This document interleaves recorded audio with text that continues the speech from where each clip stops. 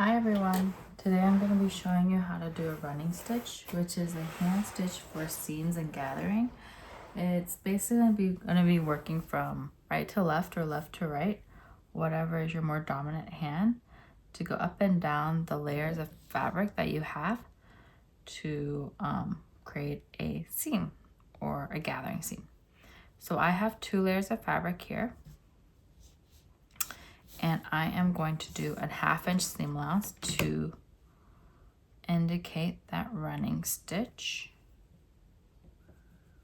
using my mechanical chalk pencil here.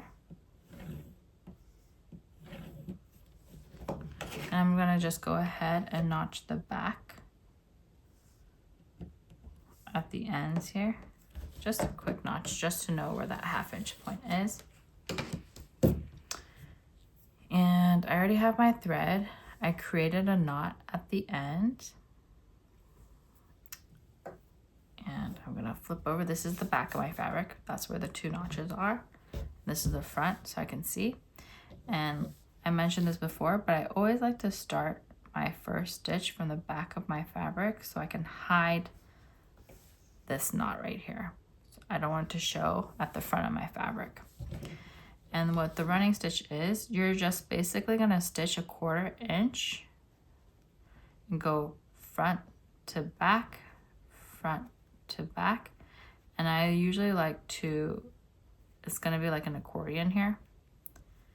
And I usually like to just control it using my other hand to go back and forth. And once I get to a good spot, I'll just pull it through and make sure I don't get any ruffles or gathers unless that's the intent. Obviously, if you want gathers, you could just pull it through like this and you can create the gathers. But right now, I just want to show you what a running stitch is. So I'm going to keep it pretty flat. And you can see how it's pretty consistent of a 1/4 inch. And as you guys continue sewing, you are going to form a better eye on what measurements are. For me, I'm just eyeballing a 1/4 inch, and I suggest you do the same until you become a professional and just continue to be consistent at it.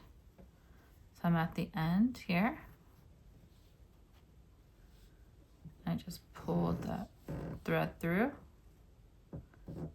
like that.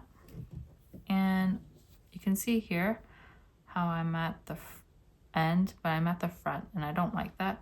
So what I'm going to do is just go back a few stitches to make sure I end at the back of the thread, back of the fabric, excuse me. And then I could create a knot. So I'll butt up that needle right against where I ended my thread.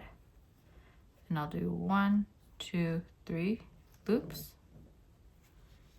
And then I'll pinch it, pull that needle out, and pull the thread until I form a knot like that.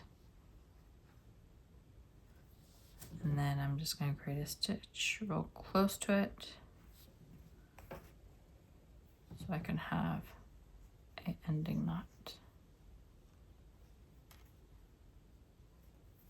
here. So I have another knot for my next project that I need hand sewing. Like that.